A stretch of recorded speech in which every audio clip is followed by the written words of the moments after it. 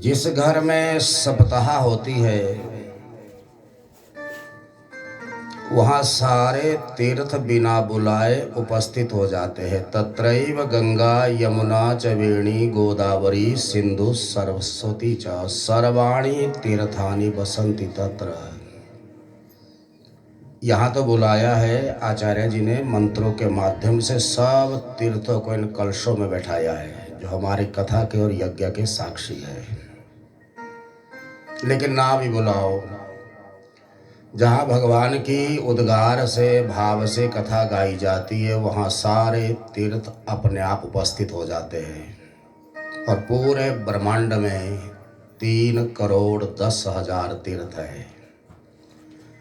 अब आप ये सोचो कि 3,10,00,000 तीर्थों में अगर स्नान करने जाओगे तो 2-4 जन्म तो लग ही जाएंगे। बोलो जय श्री कृष्ण। हो नहीं सकते, पर फिर भी मान लो। यहाँ मानना ही पड़ता है। जैसे हम प्राथमिक पाठशाला में गुरुजी कहते थे कि बेटा मान लो मूलधन 100 रुपये, मानना ही पड़ता है। यहाँ तर्क नहीं होता इसमें। आपको याद होगा, हिसाब पढ़ा होगा आपने, हमारे समय में था, अब तो नहीं होगा शायद, पर गुरुजी कहते थे मान लो मूलधन 100 रुपये। हम वैसे ही मान गए। अगर हम तर्क देते कि गुरुजी 100 रुपये है ही नहीं तो हम कैसे माने, तर्क तो था, वैसे कैसे मान ले जब है ही नहीं। या तो हो तब तो माना भी जाए, पर हमने तर्क नहीं दिया। जैसा गुरुजी ने कहा हम वैसा ही मान गए। और इसका फायदा क्या हुआ हमको कि हमको अपने सवाल का उत्तर मिल गया। ऐसे ही अगर आप व्यास पीठ की बात मान लो तो आपका फायदा होगा, आपको अपने जीवन का उत्तर मिल जाएगा। इसमें तर्क नहीं होता, मानना ही पड़ता है। आलोड्य सर्वशास्त्राणि विचार्य च पुनः पुनः इदम एकम सुनिष्पन्नम देवो नारायणो हरि। हमने तो कुछ भी नहीं पढ़ा है, तो पका पकाई रसोई मिली है हमको। और जिसने रचना की होगी सोचो बुद्धि कितनी विशाल होगी। और उसमें भी परमार्थ है, अपना तो स्वार्थ कोई नहीं कि मुझे लिखने से या रचने से फायदा होगा, ना कोई नहीं, केवल परमार्थ के लिए। और वेद व्यास भगवान किसी कॉलेज में, किसी यूनिवर्सिटी में, किसी स्कूल में पढ़ने तो गई नहीं। तप के बाद उनको ज्ञान हुआ। ये जो हम पढ़ रहे हैं ना लौकिक विद्या, पैसे कमाने की है, केवल यहीं तक सीमित है आज जो पढ़ाई चल रही है। और माता पिता भी बच्चों को यही सिखाते कि पेट कैसा भरा जाए, बस यही विद्या दे रहे हैं। परमार्थ की तो विद्या ही नहीं रही, और कोई लेना भी नहीं चाहता जब ग्राहक ही नहीं उसका कोई। मैं ये नहीं कहता, ये भी जरूरी है, और राम नाम रूपी धन भी जरूरी है। इस लोक में ये चलता है, परलोक में राम नाम रूपी धन चलता है। जीने के लिए लौकिक विद्या का आश्रय भी लेना पड़ता, पर एक आध्यात्मिक विद्या भी है। मैं बार बार कहता हूँ कि धन से आप दवाई तो खरीद सकते, पर स्वास्थ्य नहीं खरीद सकते। पैसों के द्वारा आप 10, 15, 20 हजार रुपए का डबल बेड गद्दे आदि खरीद सकते हो, पर नींद नहीं खरीद सकते भैया। बोलो शंकर भगवान की जय। आती नहीं लोगों को, गोलियां खा रहे लोग तो। मैं तो हर कथा में कहता हूँ गोलियां ना खाया करो, कथा में आया करो, यहाँ बैठते ही आ जाती है, न गद्दे की जरूरत न तकी कि बैठो बड़ा। और कोई पाप नहीं, मजे की बात है कि इसमें कोई पाप लिखा ही नहीं। हाँ, कथा के बीच में कोई बोले उसको तो लगता है पाप, पर सो जाए उसको कोई नहीं। निद्रा समाधि स्थिति।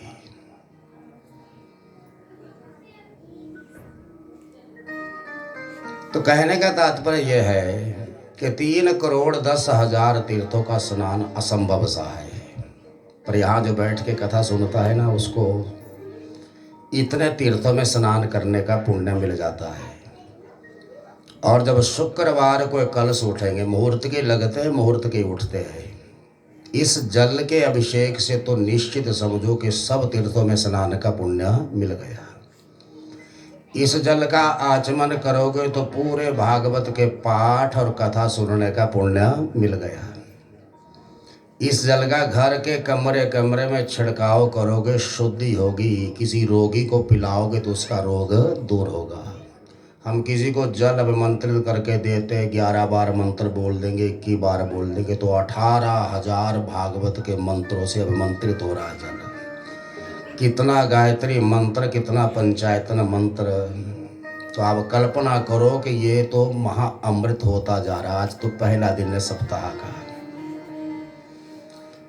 तो हमारे श्री भगत राम जी का यह संकल्प, और आज सप्ताह का प्रथम दिन महात्म्य के सहित आज दूसरा दिन है। और इनको चार धाम की यात्रा का फल भी घर बैठे मिले, पितरों का उद्धार भी हो और जीवन में परिवर्तन भी आता है। देखो एक बात तो पक्की है, जब हम चार धाम की यात्रा करने जाते हैं तो पितरों का उद्धार होता है। स्नान करने से हमको पुण्य भी मिलते, पाप भी धुलते हैं, लेकिन हमारे जीवन में परिवर्तन नहीं आता। मैंने तो देखा नहीं, कईयों के आया होगा, वो तो बात दूसरी है। जिस आदमी ने चार धाम की यात्रा कर ली उसके जीवन में, और जिसने नई यात्रा की उसके जीवन में अंतर होना चाहिए। पता लग जाए कि ये आदमी चार धाम कर चुका है। पर मुझे तो ऐसा लगता जो चार धाम करके आता है वापसी में वही 2 नंबर का काम, वही चोरी, वही चुगली, वही निंदा, वही धंधा, तो फायदा क्या हुआ फिर?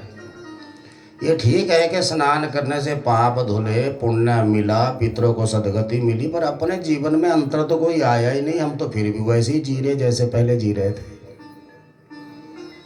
तीर्थ स्नान का मतलब है कि जाने अनजाने में हमसे जो पाप हुए वो भगवान आप धो दो। अब दोबारा हम पाप मन वाणी शरीर से नहीं करेंगे, तब दोबारा जीवन को बदल दो। पर चार धाम की यात्रा के बाद जीवन बदलता नहीं है। पर जहाँ भागवत की कथा होती है और कथा सुनते हैं, वहाँ चार धाम की यात्रा का फल भी मिलता है, पितरों को सदगति भी मिलती है और जीवन में परिवर्तन भी आता है। चाहे 7 दिन कोई आया पर आएगा तो है, कम से कम 3 घंटे में किसी की निंदा चुगली तो नहीं कर रहे हैं, किसी का बुरा तो नहीं सोच रहे हैं। ये बहुत बड़ा यज्ञ है भैया।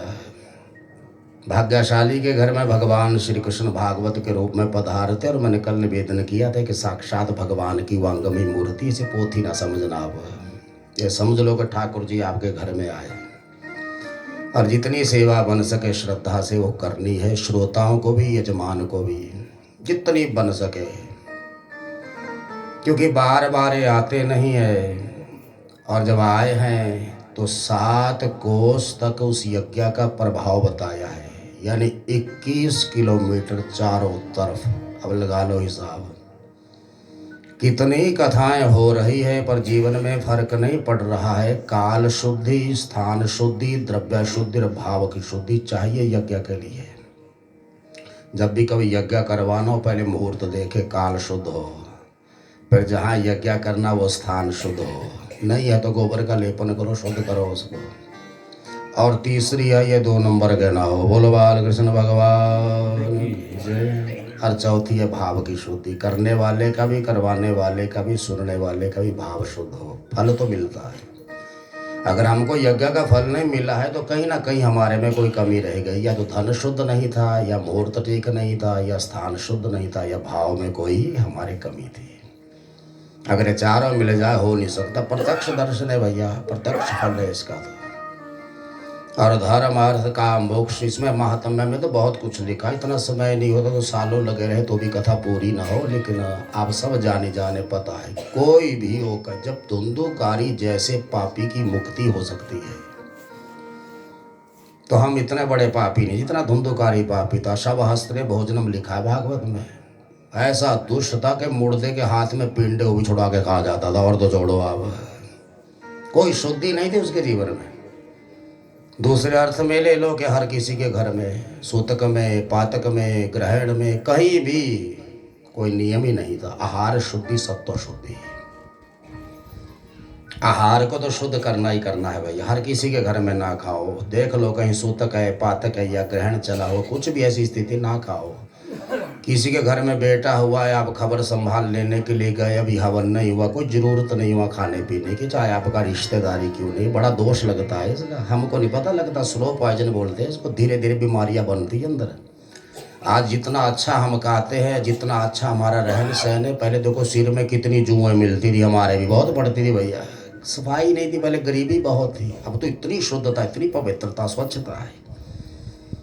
और उस वक्त इतनी स्वच्छता नहीं थी, ना पवित्रता थी, था ही नहीं तो करे क्या बेचारे। पर फिर भी इतने बीमार लोग होते नहीं थे, क्योंकि आहार शुद्ध, जो कुछ था रूखा सूखा। अब हमारे खाने का कोई नियम नहीं है। हम तो घर में पूरी रोटी खा के जाए और साड़ा घाट पहुँचे, गरम गरम उसमें से डाल दे दो भैया, देखी जाएगी। अब जिसने वो बनाया उसके घर में पातक हुआ के सूतक हुआ तो दिहाड़ी लगा रहा है बेचारा।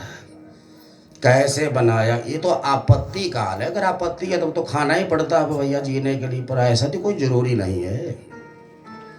अच्छा, लोग भी आग्रह करते सूतक पात, मैंने बहुतों को देखा, खा लो जी खा लो, आप खाएंगे तो उस आत्मा को लग जाएगा। ना भैया, महाब्राह्मण को खिलाओ तब लगता है उस आत्मा को, हमारे खाने से थोड़ी लगेगा उसको। उल्टा कहा तो क्यों पाप कर रहे हो।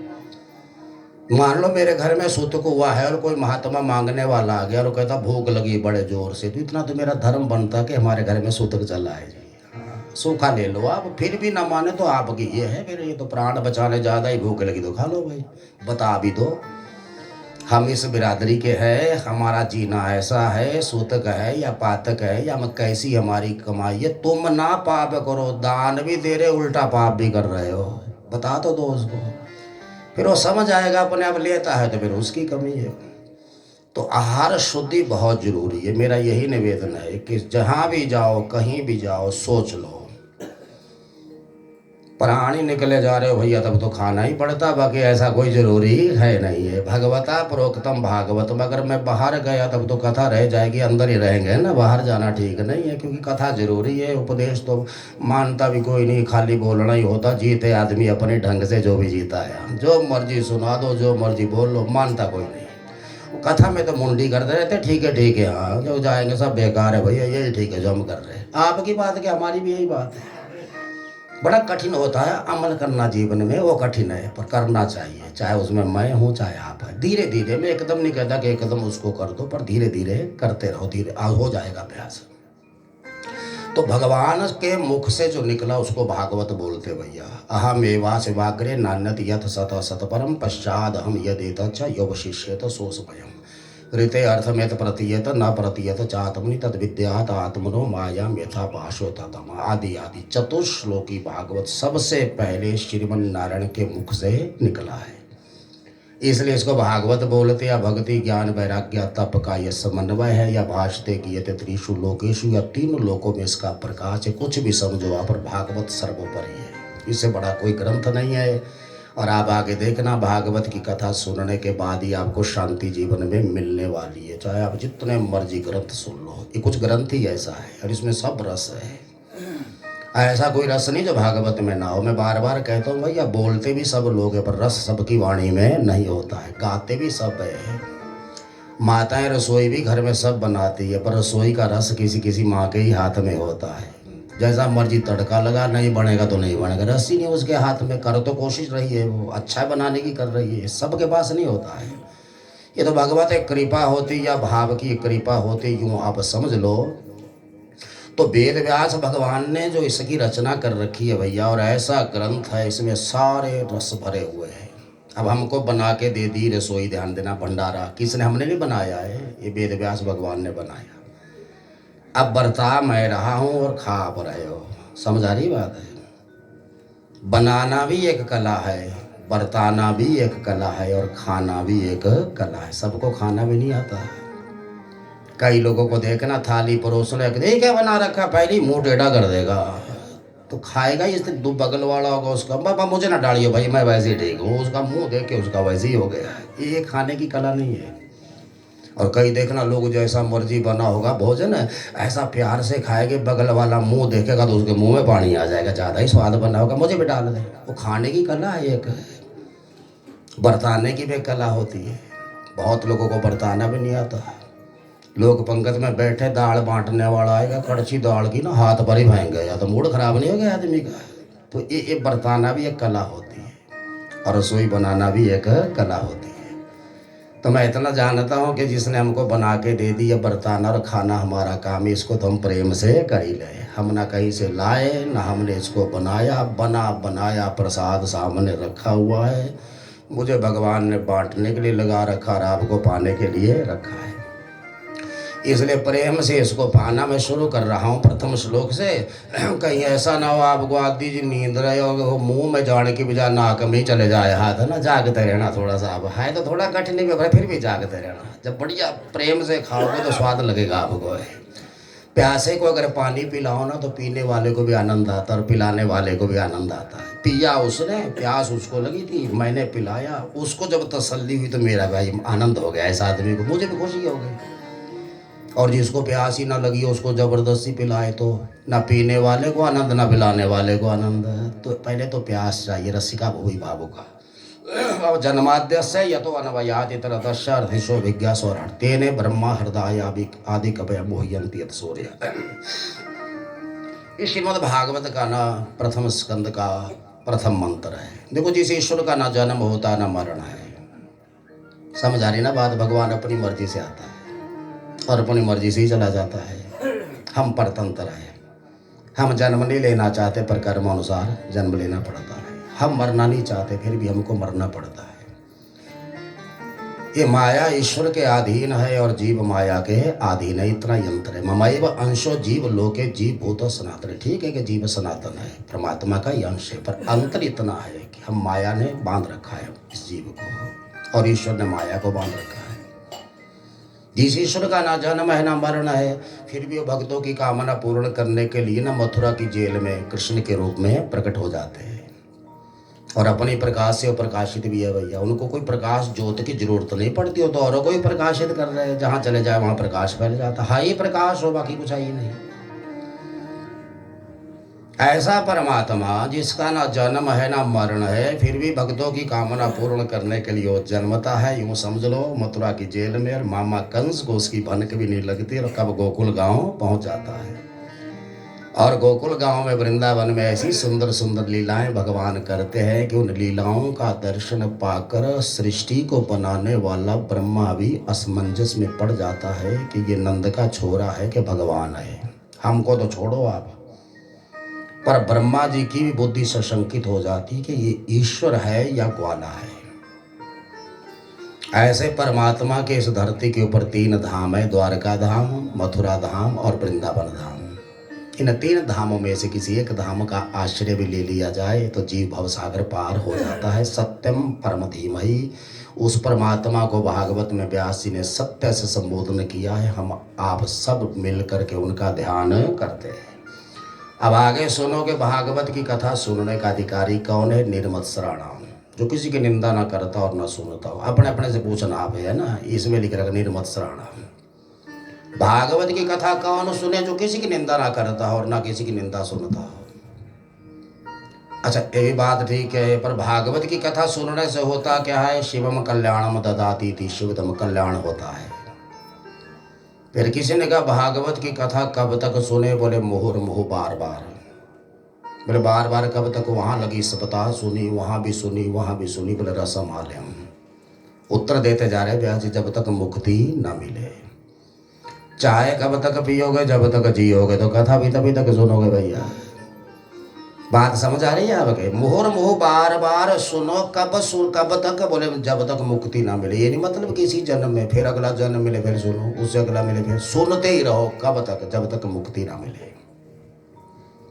अच्छा, वेद व्यास भगवान ने रसिक लोगों को और भावुक लोगों को बुलाया है। जो भी रसिक लोग है, भावुक लोग है, आओ भागवत की कथा सुनो। फालतू लोगों को नहीं बुलाया भैया। जो रसिक लोग हैं और भावुक लोग हैं वो आओ। मैंने अभी उदाहरण दे दिया कि प्यासे को पानी पिलाने में भी आनंद आता है। तो कथा के रसिक है, कथा के पिपासु है तो आओ और कथा सुनो। नैमिष निमिष क्षेत्र ऋषिः शौनकादय सत्रम स्वर्गाय लोकाय सहस्र समासदा। एक बार की बात है, नैमिषारण्य पावन तीर्थ में 88,000 शौनकादि महात्माओं ने स्वर्ग प्राप्ति के लिए भैया 1,000 सालों में जो यज्ञ पूरा होना था उसका संकल्प लिया। हमारा यज्ञ तो 8 दिन में पूरा, और उनका जो यज्ञ था ना वो 1,000 साल में पूरा होना था। कितना लंबा संकल्प! और किसके लिए? स्वर्ग प्राप्ति के लिए। और उस यज्ञ में सूत जी आए थे और शौनकादि महात्मा ने उनको पहचाना। ये तो वेद व्यास भगवान के शिष्य है। इन्होंने सारे पुराण अपने गुरु जी से श्रवण किए हैं। बड़ा आदर किया शौनकादि महात्माओं ने। व्यास पीठ बनाई और उसके ऊपर सूत जी को बैठाया और शौनक जी ने हाथ जोड़कर प्रश्न किया, मानव का परम धर्म क्या है? मानव का लक्ष्य क्या है? भगवान का अवतार क्यों होता है, भगवान के कितने अवतार हुए, और अवतार लेने के बाद भगवान कहाँ जाते हैं, और फिर धर्म किसकी शरण में जाता है। कि इन प्रश्नों में ही सूत जी ने भागवत के 18,000 श्लोकों की कथा शौनकादि महात्माओं को सुनाई है। सूत जी कहते हैं कि शौनकादि महात्माओं सवै पुंसाम परो धर्मो यतो भक्तिरधोक्षजे अहि तो क्या प्रतिहता ये आत्मा संप्रसिद्धि। मानव का परम धर्म है वो ऐसा कर्म करे जिससे भगवान के चरणों में भक्ति बढ़े। ध्यान देना बात पर, सबसे अच्छा धर्म और सबसे अच्छा कर्म ऐसा काम करे जिससे भगवान के प्रति श्रद्धा भक्ति और प्रेम बढ़े। और वो भी भक्ति कैसी और निष्काम, जिसमें कोई कामना न हो। एक तो थी कामना वाली भक्ति, प्रियते अमल्या भक्त्या हरिरन्नद विडम्बनम। प्रहलाद ने भी कहा था अमल और मल दो प्रकार की भक्ति है। मल भक्ति उसको बोलते जिसमें कामना होती है कि मेरा ये काम हो जाए, मैं 1.25 लाख महामृत्युंजय का जप करवाऊँ, इस काम है। और मल गंदी, वो काम तो आपका हो जाएगा पर भगवान नहीं मिलेगा।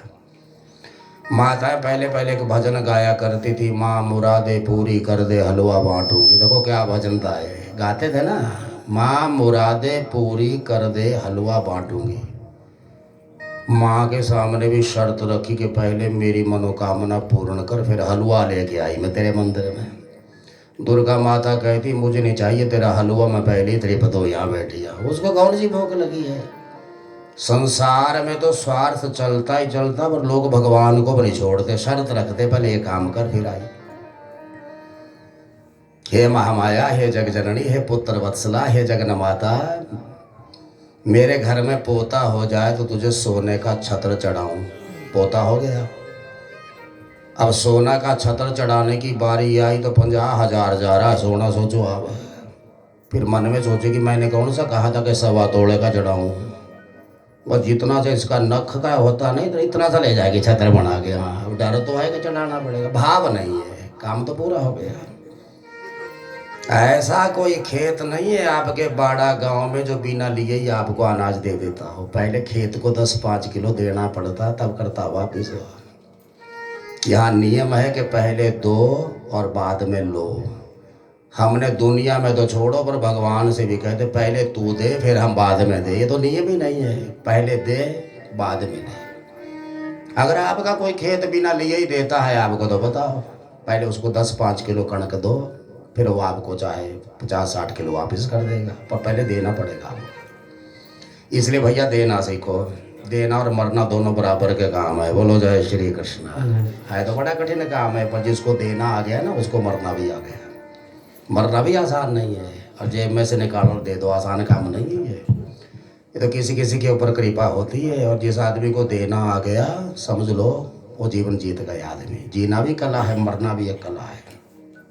और देने का भाव रखो, ईश्वर ने अगर दिया है तो बांटो, अपनी आवश्यकताओं को कम करो, ज़्यादा मत फैलाओ। मैं बार बार कहता हूँ किसी भी चीज़ का दुरुपयोग ना करो। अगर एक बाल्टी से स्नान बढ़िया हो रहा तो 2 बाल्टियाँ बिना मतलब से सिर पर ना फेंको, हिसाब देना पड़ेगा आपको आगे जा करके। बाकी तो छोड़ो पर इन चीज़ों का भी। और ये सारे हमारे देवता हमको मुफ्त में ले रहे, कोई हमसे कुछ ले नहीं रहे।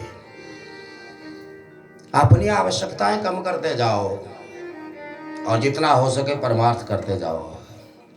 जो कुछ आज बांटोगे भैया वही आपको आगे मिलने वाला है। पीछे जो आपने बांटा वो आज आपको मिल रहा है।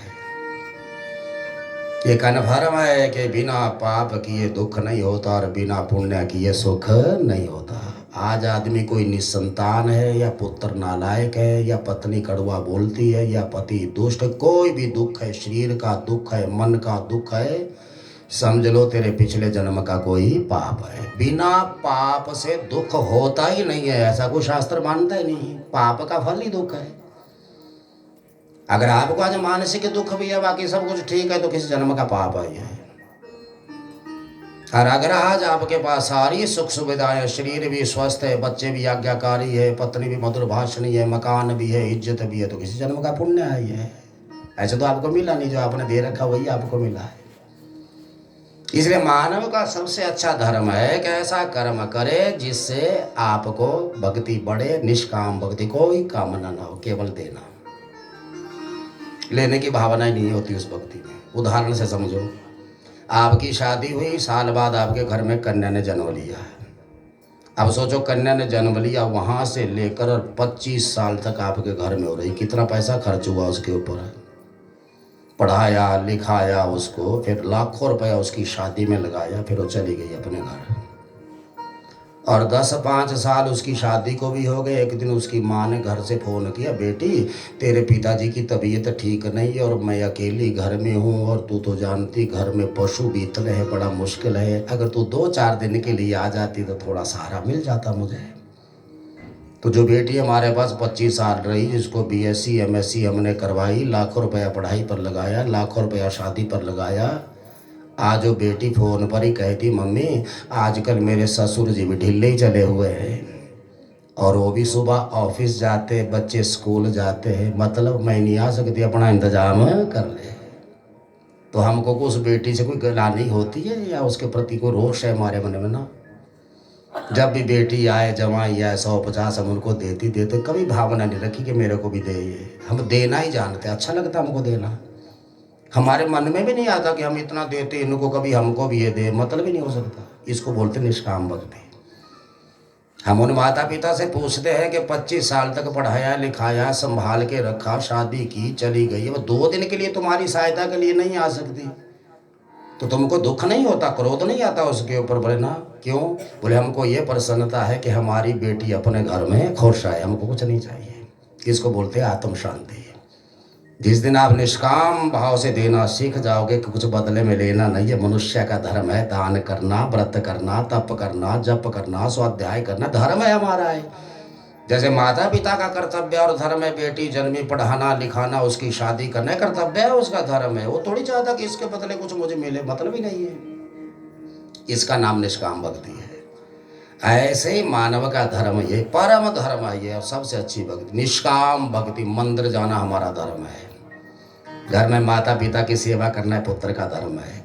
क्या मिलेगा सेवा करके तो सोचना ही नहीं, हम कोई धर्म है हमारा, इससे आपको आत्म शांति मिलेगी।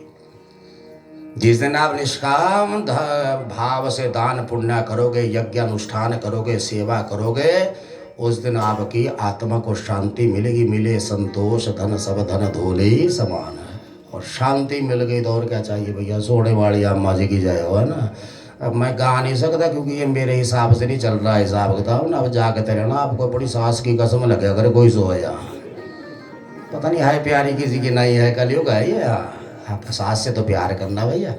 सास उसको बोलते जिसको कोई आस होती है, उसी का नाम सास है। तो बहू का बनता धर्म के अपनी सास की आस पूरी कर दे बस, जो चाह रही मान जा। और बुजुर्गों की सेवा करने तो धर्म है हमारा, इससे बाहर तो हमको निकलना ही नहीं है। मैं बार बार कह रहा हूँ, कुछ मिले ना मिले तुमको करना है।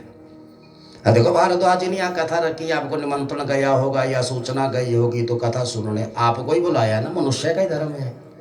ऐसा थोड़ी होता कि पशुओं को भी काट देते गले में बांध के कथा सुनने वो सुने वो बात दूसरी है, लेकिन धर्म नहीं है उनका, वो भोग ही होनी है, कर्म ही होनी तो मनुष्य है। कर्म प्रधान विश्व रचि राखा, जो जस कर ही सो तस फल चाखा। केवल 84 लाख शरीरों में मानव शरीर कर्म प्रधान है। जैसा करोगे वैसा फल पाओगे, और इसमें भोगने वाला दूसरा कोई ही नहीं है। तो भगवान श्री वेद व्यास ने जो वर्णन किया, और सूत जी कहते कि भगवान के 24 अवतार हुए, जिसमें पहला अवतार है सनकादि ऋषियों का, दूसरा वराह का, तीसरा नारद जी का, और चौथा नर नारायण का है। 4 ही अवस्था हैं, शैशव है, कुमार है, युवा है और वृद्ध अवस्था है। 4 ही आश्रम है, ब्रह्मचारी, गृहस्थ, वानप्रस्थ, संन्यास। 4 ही विद्याएं, अन्वीक्ष की त्रयी वार्ता, दृढ़ नीति, 4 ही वेद है। सनकादि ऋषियों के रूप में अवतार भगवान का जो पहला है, ये ब्रह्मचारी का प्रतीक है, दूसरा अवतार संतोष का प्रतीक है, और तीसरा भक्ति का, और चौथा साक्षात नारायण भगवान। जिसके जीवन में ब्रह्मचर्य होगा, संतोष होगा, उसके जीवन में भक्ति भी जरूर होगी, और उसको भगवान का दर्शन भी होता है। सरस्वती नदी के तट पर आश्रम पश्चिमी तट है। कहाँ? सरस्वती नदी जो पूर्वाभिमुख बहती है, उसके तट पर सम्यप्रास इति प्रोक्त ऋषिनाम सूत्रवर्धना। सम्यप्रास नाम की एक जगह है, जहाँ सत्यवती नंदन महर्षि वेद व्यास भगवान का आश्रम है। एक बार व्यास भगवान आंख बंद करके इस आने वाले कलयुग का दर्शन कर रहे थे। अभी आया नहीं था, द्वापर युग का अंत था। तपस्वी थे भैया, और भगवान के 24 अवतारों में 17वां अवतार है व्यास जी का, कला अवतार है भगवान के। इन्होंने आंख बंद की, प्राणायाम द्वारा श्वास रोका और आने वाले इस कलिकाल का दर्शन किया। व्यास महाराज जी मन में सोचते कि कलयुग में मनुष्य की उम्र कम दिखाई दे रही है, बुद्धि भी कमजोर है, भाग्य भी कमजोर है। ये वेदों का अध्ययन करना समझना इतना समय नहीं है, और वेदों की वाणी समझना बुद्धि की तो बड़ी जरूरत है उसमें। या देवी सर्वभूतेषु बुद्धि रूपेण संस्थिता, ये भी खरीदी नहीं जाती भैया, ये छुड़ाई नहीं जाती, लूटी नहीं जाती। तो पिछले जन्म में महामाया की आराधना की होगी तो बुद्धि के रूप में आपके अंदर बैठी होगी। तब विशाल बुद्धि है वेद व्यास भगवान की, उन्होंने दर्शन कर लिया। और फिर चिंता हुई कि कलयुग के लोगों का भी कल्याण हो, तो इसलिए उन्होंने एक वेद के 4 वेद कर दिए, यानी विस्तार। व्यास का मतलब है विस्तार। फिर सोचा कि वेद पढ़ने का और सुनने का अधिकार सबका तो नहीं है, वो तो उनका जिनको जिन्हें पढ़ता है, तो क्या किया जाए। तब उन्होंने 17 पुराणों की रचना की, फिर भी मन को शांति नहीं मिली। तब उन्होंने 1,00,000 श्लोकों में महाभारत की रचना की।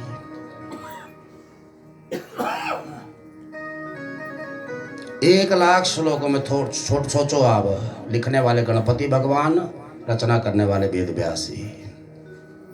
जब महाभारत तो उन्होंने रचना की, उसके बाद तो व्यास जी को बेचैनी बहुत हो गई। अब समझ में नहीं आ रहा कि करूँ तो क्या करूँ। और किया किस लिए उन्होंने? हमारे लिए। अपना कोई स्वार्थ नहीं था उसमें। उन्होंने सोचा कि कलिकाल के प्राणी ऐसे होंगे तो उनका उद्धार हो, तो क्या किया जाए।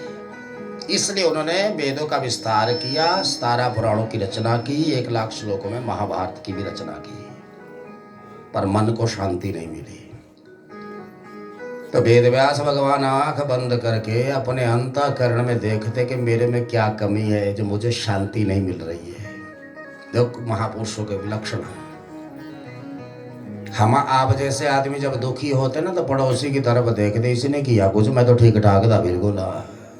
और वेद व्यास भगवान अशांत हो तो अपने अंदर ढूंढ रहे कि मेरे में कोई कमी है, मैं क्यों अशांत हुआ, क्यों दुखी हुआ, क्यों चिंतित हुआ, कारण क्या है। अंदर ढूंढ रहे अपने क्या कमी है मेरे में। अब ढूंढ ही रहे थे, उतने समय में वीणा बजाते हुए देवऋषि नारद जी आ गए। और जैसे वीणा की झनकार सुनी, आंखें खुली, सामने देखा त्रिकालदर्शी संत देवऋषि नारद जी सामने आए हैं। उठे, पाद्य अर्घ्य आचमनी सुन के पूजा की, आसन दिया, बैठाया। नारद जी ने कहा कि वेद व्यास जी, आपने इतना कुछ किया, पर मुझे आपका मुंह देख करके लगता है कि आपको खुद को शांति नहीं मिली। किया तो आपने बहुत कुछ है, जो आपने कुछ किया उससे आप संतुष्ट है? वेद व्यास भगवान ने कहा बस यही कमी ढूंढ रहा था देवऋषि जी। किया तो मैंने परमार्थ के लिए, अच्छा ही किया आप सोच करके, पर मेरे मन को नहीं शांति मिली। और आप कोई भी कर्म करे, परिश्रम करे, अगर उसके बाद आपके मन को शांति ना मिले तो किया कराया सब खत्म हो गया, तो फायदा क्या होगा उसका। मेरे समझ में नहीं आ रहा देवऋषि नारद जी, आप तो त्रिकालदर्शी संत है कि बात क्या है। तो नारद जी ने कहा कि अभी तक तुमने श्री कृष्ण की कथा नहीं लिखी हुई है, इसलिए तुमको शांति नहीं मिली है। मैं यही बात बताना चाहता था। चारों वेद पढ़ लो, समझ लो, महाभारत सुन लो, 17 पुराण सुन लो, पर जब तक भागवत ना सुनोगे समझोगे तब तक शांति मिलने वाली नहीं है। वेद व्यास को ही नहीं मिली। देवऋषि नारद जी कहते इसका कारण है कि अभी तक आपने भागवत की कथा नहीं लिखी है, इसलिए आपका मन अशांत है। और ऐसी कथा आती कि भागवत की कथा रचने के बाद उनके मन को शांति मिल गई थी, फिर कोई चिंता नहीं, कोई टेंशन, कोई दुख था ही नहीं। देवऋषि नारद जी कहते हैं कि मैं पिछले जन्म में वेद व्यास जी एक नौकरानी का बेटा था, दासी का बेटा था, और मेरा नाम हरिदास था। तो मेरे पूर्व जन्म की कथा सुनो कि संत कृपा क्या होती है। जब मेरा जन्म हुआ था वेद व्यास जी, मेरे पिताजी चल बसे, मैं अपनी माँ के साथ रहता था। गरीबी घर में बहुत थी, बहुत गरीबी। मेरी माँ एक ब्राह्मणों के गांव में नौकरानी का काम करती थी, और जो कुछ मिलता था मेरा भी पेट भरता था और माँ का भी पेट भरता था। माँ भी तो आती, पिताजी तो थे ही नहीं। धीरे धीरे समय निकल रहा था, मैं थोड़ा सा बड़ा हो रहा था, 4-5 साल की मेरी उम्र हुई तो एक बार ऐसी बात हुई कि कुछ साधु महात्मा हरि कीर्तन करते हुए चातुर्मास्य व्रत करने के लिए उस गांव में आए। ब्राह्मणों का गांव था तो ब्राह्मणों ने उन महात्माओं का बड़ा स्वागत किया, भैया बैठाया और हाथ जोड़े कि कल से तो चातुर्मास्य आरंभ होने वाला है महात्माओं, और हमको पता है कि आप साधु संत है, महापुरुष है, तपस्वी है। एक जगह बैठकर आप 4 महीने कहीं जरूर तप करोगे तो हमारे गांव में ही रहो, हमारे यहाँ सत्संग चलता रहेगा, हमको भी लाभ मिलेगा, आपकी हम सेवा करेंगे। तो महात्माओं ने कहा ठीक है, हमको तो बैठना ही है 4 महीने। जो तपस्वी लोग हैं, उदासी लोग हैं, ब्रह्मचारी है, सन्यासी है, भगवान के भक्त है, जब चातुर्मास्य व्रत आता है ना, अब तो बरसात बहुत कम होगी, पहले तो 4 महीने रहती थी। तो ये बरसात के दिनों में ज़्यादा इधर उधर नहीं भागना चाहिए, क्योंकि उन दिनों में ये धरती माता रजस्वला होती है, बहुत जीव जन्म लेते हैं धरती के ऊपर। बरसात में देखना आप कितने पैदा होते हैं, तो हमारे चलने फिरने से ज़्यादा बहुत जीवों की हत्या होती है। इसलिए महात्मा लोग इन 4 मासों में कहीं एक जगह बैठ जाते, ज़्यादा घूमते फिरते नहीं है। तो वो चातुर्मास्य व्रत था। तो महात्मा लोग उसी गांव में रह गए। तो देवऋषि नारद जी कहते हैं कि वेद व्यास जी, गांव के जो मुखिया ब्राह्मण थे उन्होंने मुझे पकड़ा और कहा बेटा हरिदास तू एक काम करना, तो गुरु जी की सेवा में लग जा। इनको फूल चाहिए, दुर्वा चाहिए, बिल्व पत्र चाहिए, विजय पत्र चाहिए, तू देते रहना। मैं छोटा सा बच्चा था, 5 साल की मेरी उम्र थी। जैसा मुझे गांव के मुखिया ने कहा वैसे मैंने गुरु जी की सेवा में बस वहीं बैठा रहता था। गुरु जी का बेटा फूल ले आ हरिदास, तो मैं फूल तोड़ के ले आता, रख देता गुरु जी। बेटा बेल पत्थर ले आ, तो बेल पत्थर ले आता था। और तुम नहीं जानते वेद व्यास जी, वो 4 महीने में जैसे ही चातुर्मास्य आरंभ हुआ और मैंने गुरु जी की सेवा आरंभ की, और वहाँ गुरु जी ने कथा सुनाना आरंभ किया। सब लोग बैठते थे, संत कथा गाते थे। कितने साधु संत समागम हरि कथा तुलसी दुर्लभ दो, ये दोनों चीजें दुर्लभ है। ये संतों का मिलना, समागम और भगवान की कथा। बाकी लक्ष्मी है, बेटा है, पत्नी है, तो पापियों के घर में भी होता है, ये नहीं कोई खास बड़ी बात। सकल पदार्थ है जग माही, कर्महीन नर पावत नहीं, सब है कुछ है यहाँ, और अपने अपने कर्मानुसार मिलता है। अब जो आदमी कर्महीन है उसको नहीं मिलता, तो इसका मतलब ये नहीं कि यहाँ वो चीज नहीं है, पर तेरे भाग्य में है नहीं है सब कुछ यहाँ। ये 2 ही चीजें दुर्लभ है, संतों का समागम और भगवान की कथा है, ये किसी भाग्यशाली को ही मिलती है। तो देवऋषि नारद जी कहते हैं कि वेद व्यास जी, मैं गुरु जी की सेवा में था। कभी कभी गुरु जी मेरे को देखते थे तो पूछते थे बेटा हरिदास तुमने भोजन कर लिया, तो मैं मुंडी हिला देता था। तो जो शेष उच्छिष्ट बचता था ना गुरु जी की थाली, वो मेरी तरफ करते, ले बेटा खा ले।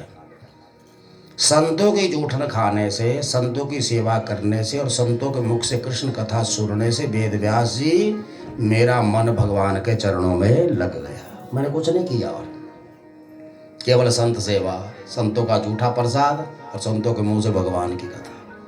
कब 4 महीने बीत के पता नहीं लगा। और जैसे ही 4 महीने बीते और गुरुजी जाने लगे, तो मैंने गुरुजी के चरण पकड़ लिए। गुरुजी ने कहा बेटा हरिदास क्या बात है? तो मैंने कहा गुरुजी मुझे भी अपने साथ ही ले चलो, मैं टूटी फूटी आपकी सेवा करता रहूँगा और आपका जूठा प्रसाद पाकर अपने जीवन का निर्वाह कर लूँगा। मेरी मन की इच्छा है कि आप बहुत सुंदर भगवान की कथा सुनाते हो, वो कथा मैं दिन रात सुनता रहूँ। सच कहूँ वेद व्यास जी, संत के मुख से हरि कथा सुनने से कृष्ण भगवान के चरणों में ऐसी प्रीति हो गई कि अब कुछ भी वहाँ अच्छा नहीं लगता है। मैंने कहा बाबा मुझे अब अपना शिष्य बना लो, मैं आपकी सेवा करता रहूँगा। तब गुरुजी ने कहा कि बेटा हरिदास अभी तुम महात्मा नहीं बन सकते। मैंने कहा क्यों महाराज? बोले अभी तुम्हारी माँ जीवित है, और जब तक तुम्हारी माँ जिंदा है तो तुम्हारा धर्म है अपनी माँ की सेवा करना। तो मैंने गुरुजी से कहा कि गुरुजी आप ही तो कथा में कहते हो कि भगवान के भजन में अगर माता पिता भी बाधक हो तो उनका भी त्याग कर दे, पर भजन ना छोड़े। कोटिम त्यक्त्वा हरिम भजेत लिखा है, करोड़ों जरूरी काम पड़े हैं करने को छोड़ दे, पर भगवान का भजन ना छोड़ियो। और इसका उदाहरण है कि भरत ने माँ कैकेयी को छोड़ दिया पर भगवान राम को नहीं छोड़ा। राजा बलि ने गुरु शुक्राचार्य को छोड़ दिया पर वामन भगवान को नहीं छोड़ा। तो संत कहते कि बेटा हरिदास तुम बिल्कुल सच बोल रहे हो कि भगवान का भजन नहीं छोड़ना चाहिए, बाकी सबको छोड़ दे। ये तो बात मैं भी मानता हूँ बेटा, लेकिन तुम तो अपनी माँ को छोड़ दोगे पर तुम्हारी माँ तुम्हें नहीं छोड़ेगी। और छोड़ना दोनों तरफ से होता, तलाक एक तरफ से नहीं होता, दोनों तरफ से हो। अब तू तो अपनी माँ को छोड़ दे, तेरा मन तो भगवान के चरणों में लग गया, संत सेवा में लग गया, पर तेरी माँ तुझे छोड़े तब तो बात बने ना।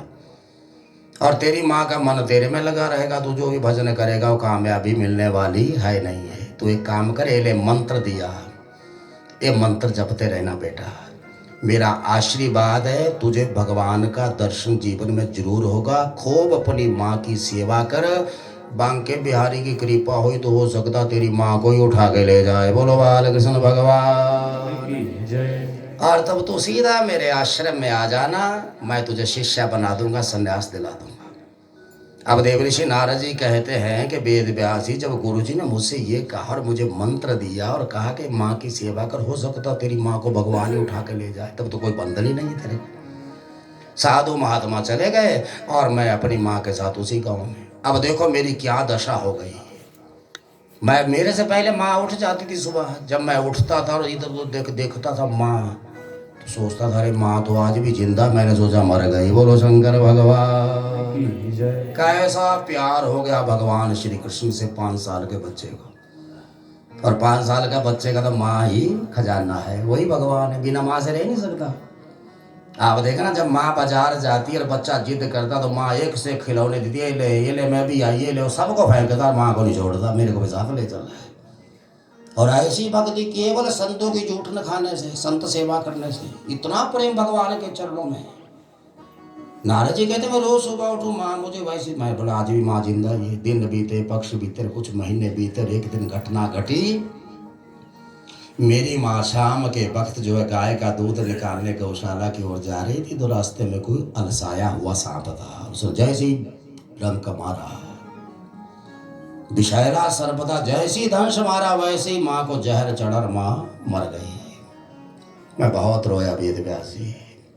माँ तो माँ ही होती है, चाहे कुछ भी है। वो भी आंसू थे और एक प्रसन्नता के भी आंसू देखे, भगवान अब कोई जंजाल ही नहीं रहा, बिल्कुल स्वतंत्र हो गया मैं। ब्राह्मणों ने मेरे हाथ से मेरे माँ का अंत्येष्टि श्राद्ध कर्म जो करवाना मैंने सब किया, और उसके बाद में रात को ही गाँव छोड़कर भाग गया। मन में थे कि गुरुजी से मिलना और भगवान की कथा सुननी। बहुत रस आया मुझे कथा में, जो कृष्ण कथा उन्होंने गाई। दिन तो सुबह तो मुझे जंगल में हुई, और क्या दशा है हरिदास वो 5.5-6 साल के बच्चे की। जो ही जंगल में रास्ते में आदमी मिलता है ना, वो हरिदास से कहता है मुझे गुरुजी के आश्रम में जाना, रास्ता बता दो। वो आदमी कहता बेटा कौन है तुम्हारे गुरुजी? यही पता ही नहीं, आश्रम कहाँ ये भी पता नहीं, बस एक ही रटे गुरुजी के पास जाना, आश्रम में जाना, रास्ता बता दो। लोग सोचते पागल होगा बेचारा, क्या हुआ होगा। सारा दिन भटकता भटकता उत्तर दिशा की ओर गया था। एक नदी के किनारे गया, पीपल का वृक्ष था, पानी भी पिया, हाथ पैर भी धोए। छोटी सी मेरी उम्र थी, गुरुजी ने मंत्र दे रखा था, और वहीं पीपल वृक्ष के नीचे बैठ करके मैं उस मंत्र को जपने लगा।